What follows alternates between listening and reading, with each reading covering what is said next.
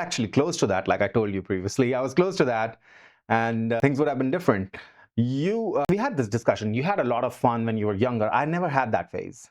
So I want to have more time to myself. And now I really just respect time too much, far more than money. Money is easy. You Yeah, can just buy, I can buy Bitcoin, sit on it, money's coming in, It's time. What do you do with it when you have it? And how do you make sure you say no to things that take your time away from you, doing things that you don't want to be doing? Right. I would rather maintain my optionality than make 10 times more money. The thing about real estate is you're not really making that much more money, even if you're making more money. Unless you have it filled up with apartments.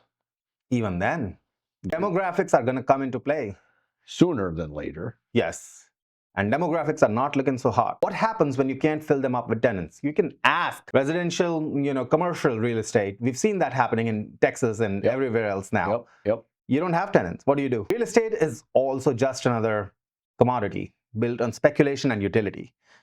If utility dies, eventually speculation is not going to keep up with it. Right. Utility, it comes from demographics, really, for any business. And real estate is just another business. For me, everything is just another asset. I don't really tend to worship, oh, Bitcoin's great. It's going to replace the financial system. I don't care if it does. I'm agnostic. All I see is it's got short-term headwinds, long-term tailwinds.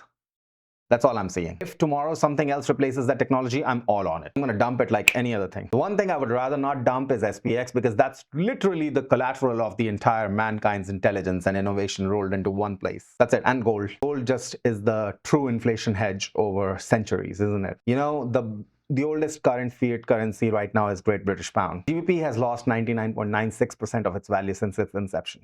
99.96% of its value. Can you believe that? A US dollar over the last 100 years, since 1913, right? 90 something percent. Well, so gold's kept up. Real estate actually exceeded that. Why? Because of demographic growth. Now what we have is a stagnation kind of thing. And we're seeing that happen in Europe. Europe's playing out. Japan's playing out right in front of our eyes. They're leading us. So what's going on in Europe? Well, anti-innovation, too much regulation. You're having more and more of that here now. So does that lead to me as a betting man betting on demographics getting better? No. So that's my thing on real estate. I mean, I would do it. And again, right now, it's not 2050. It's not where the demographic effects are really playing out. So if I can find an agency for managing my stuff, I'll do it. Right. Will I dump it? I'd be ready. I'd be ready to dump it. Yep. Like anything else. And the problem with real estate is still liquid. Residential apartments, stuff like that, liquid. Not as liquid as just me sitting here and doing it in 5 seconds. Right. But still, it's okay.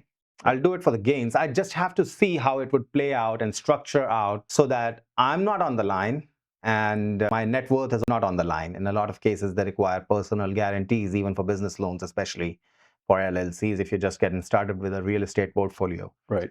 So do I want to put everything else that I've worked up to on the line? No. And am I getting leverage without that? Without leverage, there's no money in it. Right. There's no money in it without the leverage. Right. So for the leverage, I have to personally guarantee it, which means putting everything else on the line. Right. There's a lot of complications with real estate, and long term, I'm not bullish on it. They're building so much stuff. So much stuff everywhere. In Asia, they're building so much stuff. They've got ghost cities in China.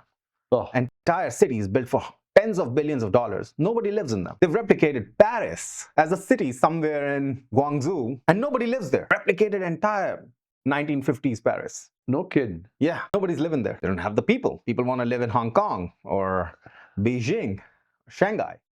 That's where the economic opportunity is. They don't want to live in the middle of nowhere. Even if there's high-speed train, it's still going to take you 3 hours to get somewhere. Still in the middle of nowhere. Yeah. Yeah.